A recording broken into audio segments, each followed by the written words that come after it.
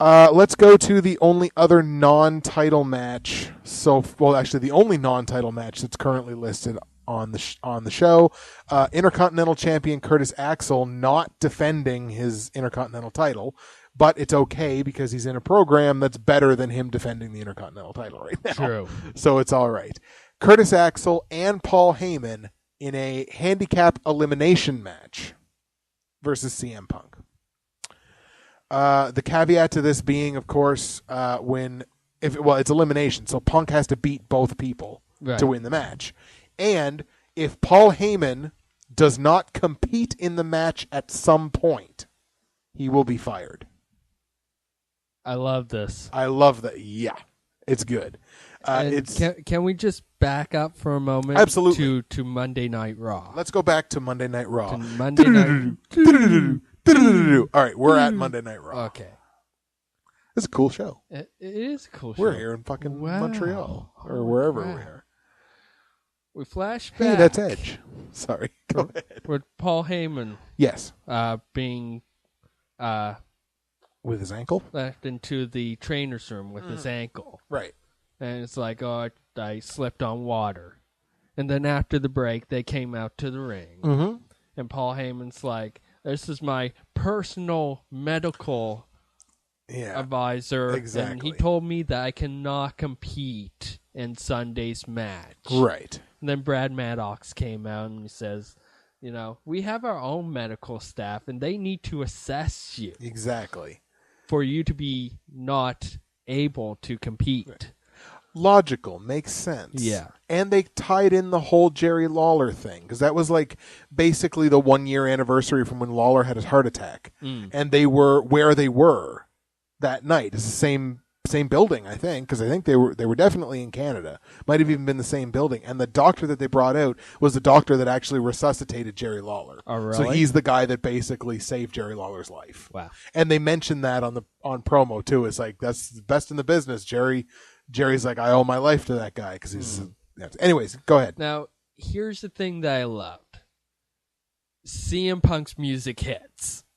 Right. Paul Heyman has that oh shit, deer in headlights look on his face. Which he does very well. Oh, yes. CM Punk comes running down to the ring with a kendo stick in hand. Paul Heyman is just bolting it out of there. Yeah, exactly. Everybody's out except the physician. Yeah, exactly. And CM Punk just goes to town on him. And I love it. He picks him up and... Hold on. Can you hear it? And that's what it's going to sound like on Sunday when CM Punk gets his hands on Paul Heyman. Yeah. See, we just integrated the ambulance noise that you probably just heard. Anyways, I'm sorry. Yeah. Go ahead. Oh, I loved it because the physician was in the ring. He was down. CM Punk holds him up and just starts yelling Paul Heyman. Like, this guy is Paul Heyman, and I'm going to be, this is what I'm going to do with Paul Heyman. And it was just awesome. It was awesome. It was awesome. It was awesome. Exactly. I'm just going to take a second just to pause here.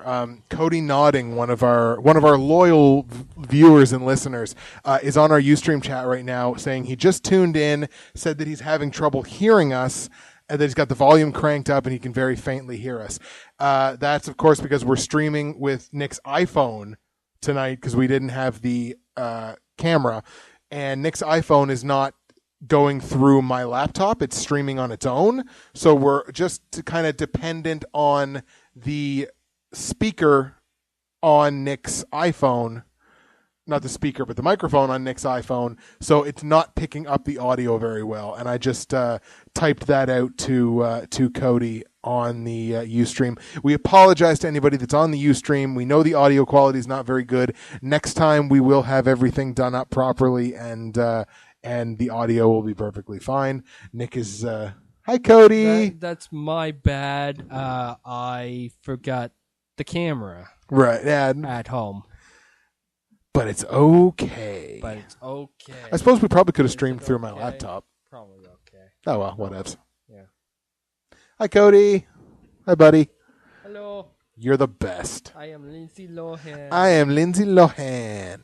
But yeah, I 100% agree with you. Like the stuff that went on Raw in terms of this particular angle and promo was great. Like it was great. It was so good. And I can't wait for this match because I'm hoping that they give Curtis Axel the chance to really go out there and perform. Yeah. Like, because CM Punk on pay-per-view will make this kid look real good. Oh, for sure. Like, he's going to make this look real competitive. This is going to be probably the best match we've ever seen out of Curtis Axel. Because Axel's going to have to do most of the heavy lifting because fucking Heyman can't. Yeah. He'll tag Heyman in probably once or twice when he's got Punk down, and he'll like lay the boots to him. Punk will start his comeback, and Heyman will tag out, right? It'll be one of those matches. Which, again, is going to be very entertaining for us. Prediction. Well, of course Punk is going to win. I can't see any angle, any chance that Punk doesn't win the match. It would really surprise me if Punk lost this match. Yeah. Like I don't see how. I mean, it really benefits Curtis Axel if Axel beats him, and it benefits Paul Heyman, but it doesn't. CM Punk is past the point where it's like against 99% of opponents that it's any good for him to just look good in a match. You know what I mean? Like he's at the point where he's got to, like if he's against an opponent that he should beat, he's got to beat him, right?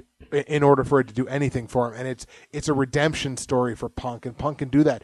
And now, if Daniel Bryan does not beat Randy Orton, if CM Punk beats Curtis Axel clean and kind of finishes off this program, he can go one of two ways. He can go back into a program with Brock Lesnar, and they can kind of go again on pay-per-view, which would be okay, I think, depending how they did it. Yeah. Or how about CM Punk versus Randy Orton over the WWE title? I would very much like to see that run for a little while.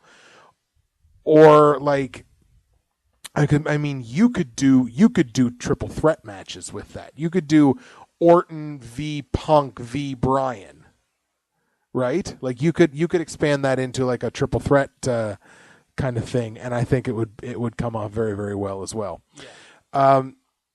But yeah, I think we're both on CM Punk here. I don't see any way unless Brock Lesnar like interferes in the match or something, and then that can lead them back into Punk versus Brock.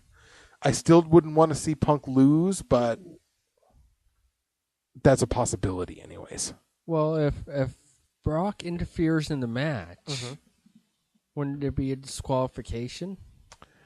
So wouldn't Punk win? Punk, yeah, unless Lesnar interferes, unless there's like a referee bump or something, and the referee doesn't see it, right? There's all kinds of ways you can do it. But yeah, so even if you do it that way, like Punk beats Axel, so now it's just Punk and Heyman. Yeah, Brock comes down, destroys Punk, gets Heyman disqualified. Heyman keeps his job because he competed, but Punk still gets the win by disqualification, even though he still gets the win. He still gets clobbered, so there's a reason for people to want to see him and Brock Lesnar go again. So that's a possibility. Okay.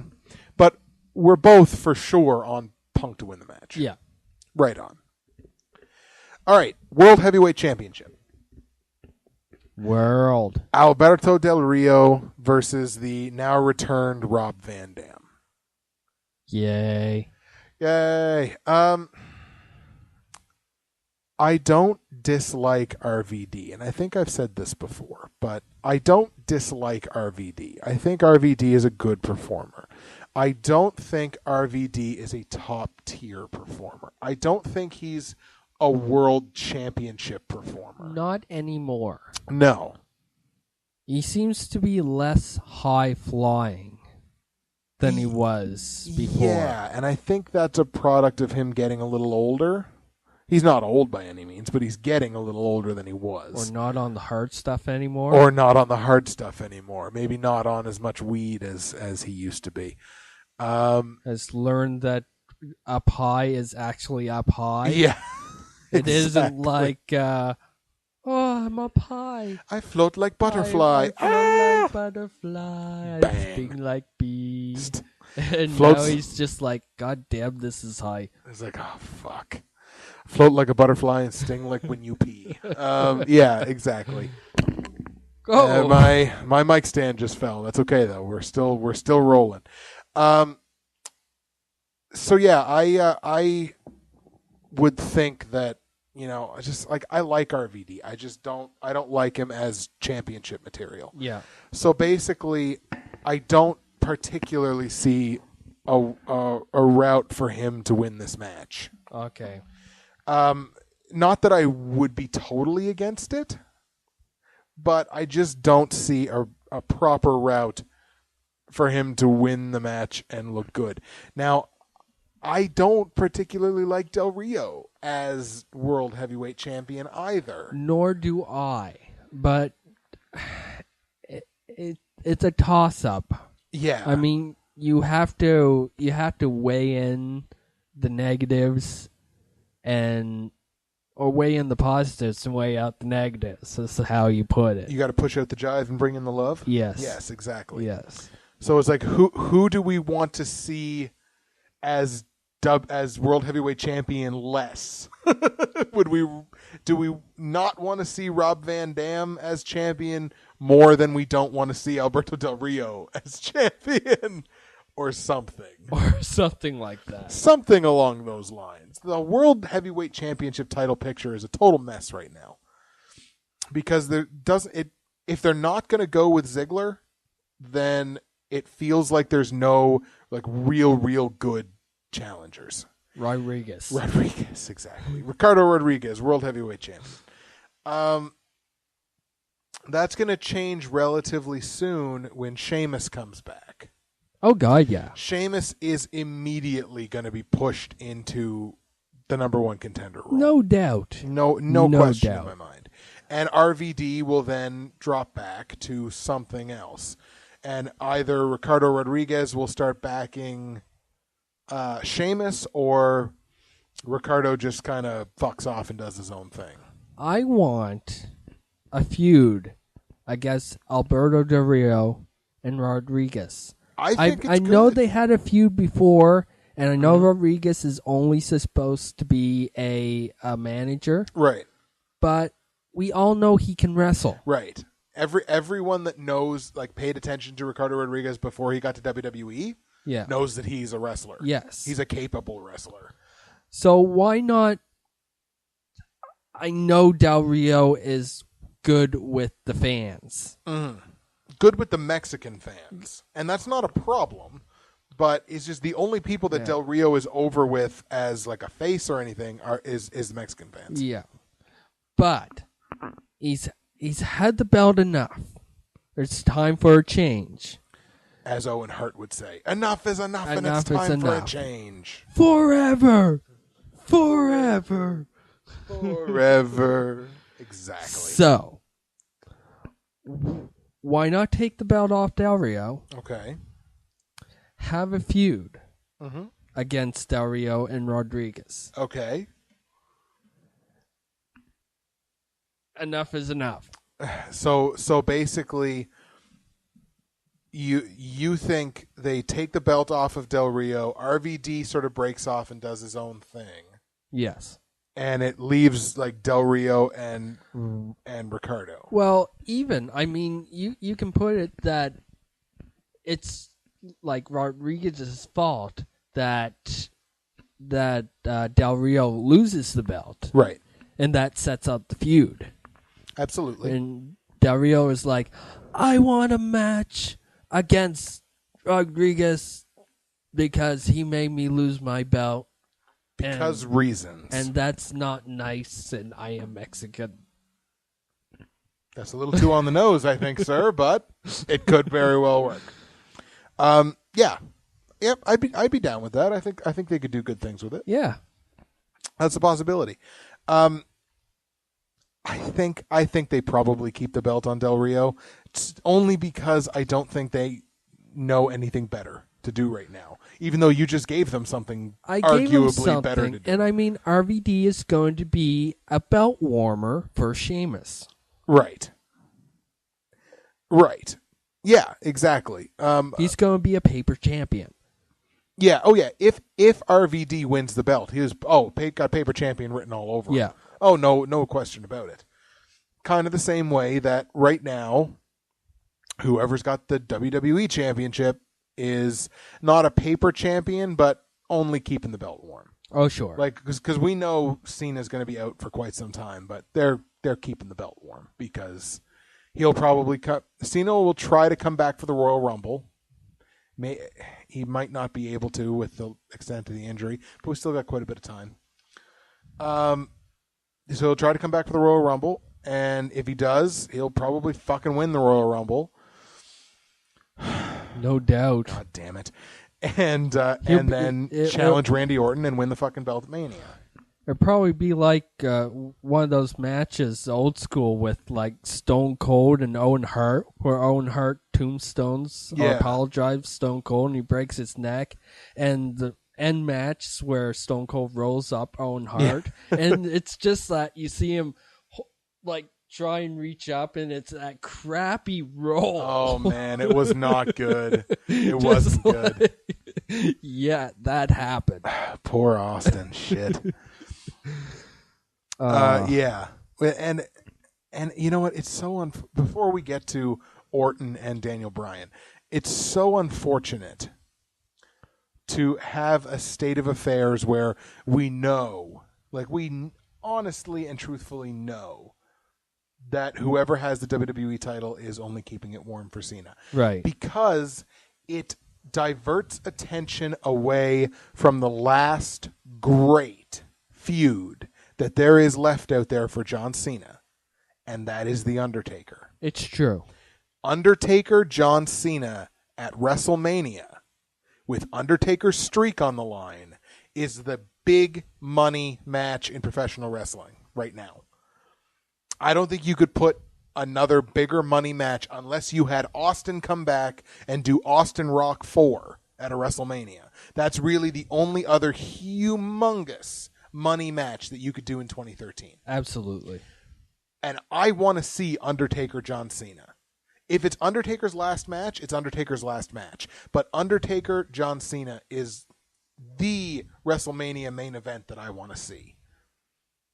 I don't know that we're going to get it, because so long as Cena is still involved with the WWE title, I don't think they put Undertaker in the position to challenge for the belt anymore, because Undertaker doesn't need the belt. No. So what's the point? No, he doesn't. What's the point? Yeah. Right? Like, you know, he's not going to wrestle even a part-time schedule anymore. So what's the point? But in any case, that's my feelings on like the where they could and should arguably go with Cena, where they won't because of the way that they run things. Let's go to the main event. Okay. Daniel Bryan challenging Randy Orton in his rematch for the WWE Championship. Yes. A lot of fans in the internet wrestling community, the beautiful, beautiful internet wrestling community, are so fed up with trying to be patient with this angle. It has been running for way too long. You know what? It has been running for a while. Absolutely. There's no question about that. I mean, the first time Triple H made Big Show knock out Daniel Bryan, I was like, okay, this kind of okay. Yeah, they switched it up a little bit. Yeah, the second time, okay, okay. Right. The third time, like, are we doing this again? give it a break, guys. Yeah. This is getting old. Exactly. But like everybody, it seemed, on the internet wrestling community is just like, this shit is boring us now. Every week, Daniel Bryan gets beaten up and he's laid out with an RKO at the end of the show every single week, and we don't like it anymore, and I can understand where they're coming from, because we live in a world that we don't have patience for things anymore, and we're always looking for instant gratification as wrestling fans and just as people. True. But I have to ask these people if they understand the context of an underdog story. Because like the underdog story, especially in real life, is like most of the time the machine, whatever it is that's in your way, is going to win one way or the other. But there's those select few times when you get one over on the machine. Yeah. And that's what happened on SmackDown. Oh, sure. Daniel Bryan finally got one over on the machine, which was great. But the underdog story is predicated on the fact that the machine usually wins. Like, the machine wins over and over and over again. And it's not like they've been doing this for 3 months, right? We're talking a matter of 3 weeks to a month. And like, yeah, I get it that you're a little upset that the end of Raw for the last 3 or 4 weeks has been pretty similar. And I can understand that. And I share a bit of it, but it's just like, I understand that they're working an underdog story here. And if they're going to work an underdog story, well, they might as well do it right. Of course. You know what I mean? Yeah. So I mean, I'm okay with the way that this has gone so far. The subplot with the Big Show and Stephanie McMahon was fucking terrible. Yeah. Oh, it was not good. Like, Jesus fucking Christ. It was more melodramatic than Young and the Restless. Like, that could have been on daytime soaps. Like, that was not, it wasn't good. But most of the stuff that Triple H has done, and I mean, you got to take this with a grain of salt, because I'm a Triple H fan. I'm a Triple H fan from way back in the day. Like, I mean, I've always liked Triple H. I've always thought people gave Triple H too hard of a time. Everything that he's done in this angle, I thought, has been very good. Like, firing Cody Rhodes and the subplot with trying to get Cody Rhodes' job back with Goldust was done very well until it got really super melodramatic. Once again, with fucking Stephanie. If Stephanie would stay off television, I think this would be a better angle. I really would. It's true. You know, I mean, what can I say? It's true. But in any case, let's just get her off of television if we could, please. But pretty much everything that I think Triple H has done in this angle, I thought was very good. Now, where it all leads ultimately, of course, is this matchup: Daniel Bryan, Randy Orton. Does this have any stipulation attached to it? I don't believe so. Let's bring up the thing here. No, it does not. Singles match for the WWE Championship. So, just a regular match. No worries. Who do you got? Who do I got? Who do you got? Let's preface this, sorry, before we say that. Cody had to leave about 15 minutes ago. Said he thinks both Del Rio and Orton retain the titles. Really? That's what he thinks. But who do you got here? Orton v. Bryan. Well, I really would like to see Bryan get the title. I don't think Orton is good for business. Okay. I like it when you use their own marketing gimmicks against them. I really enjoy when you do that. It's good stuff. I want Bryan. What's that? I want Bryan. You want Bryan, yeah. Now, what I want and what I get are two different things. I was just going to say. In the company world. This is one of those things where it's heart versus head. Yeah. Right? Like, I really want Daniel Bryan to be WWE champion, and I think he could do the underdog champion role like Rey Mysterio did it when he first won the world title, that he would just get his ass kicked, but then he would come through in the end. And that's how you build an underdog hero champion. And I think they could do that with Daniel Bryan. But again, it's a heart versus head thing. It's like, I want Daniel Bryan to win. I really think they're keeping the belt on Orton. I think they're keeping the belt on Orton until Cena gets back. Like, I wouldn't be surprised if Orton didn't drop the belt until Cena got back. Yeah, I can see that. Because then you could do an Orton versus Cena, and it's like, Cena can come back. I'd like to see Cena come back. I hate to start talking about John Cena again, but I would like to see Cena come back with a bit of an edge to him.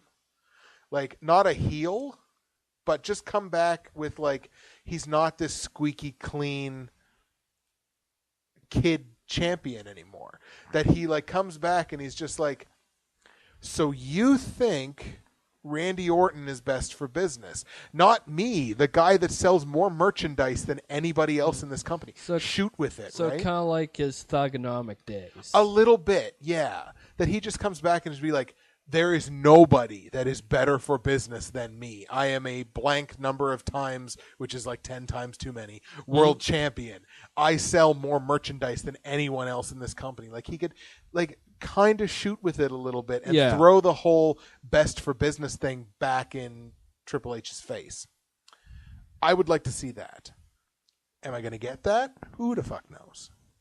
But I do think I want Daniel Bryan to win, but I think they keep the belt on Orton.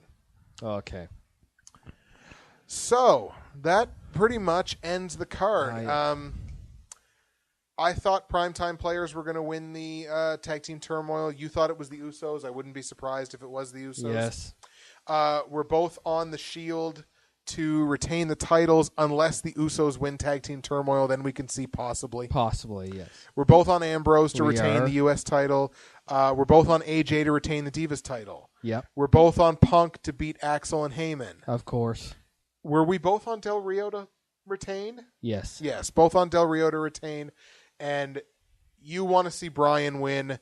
I think Orton's going to win. So that's where we stand on our predictions for Night of Champions. Hopefully it works out for me. No. Hopefully it works out for one of us. Hopefully one of us gets to go 5 for 5. Thank you very much for tuning in. Episode number 16 of Last Fan Standing, we think. Do you have any closing thoughts? Closing thoughts? Mm-hmm.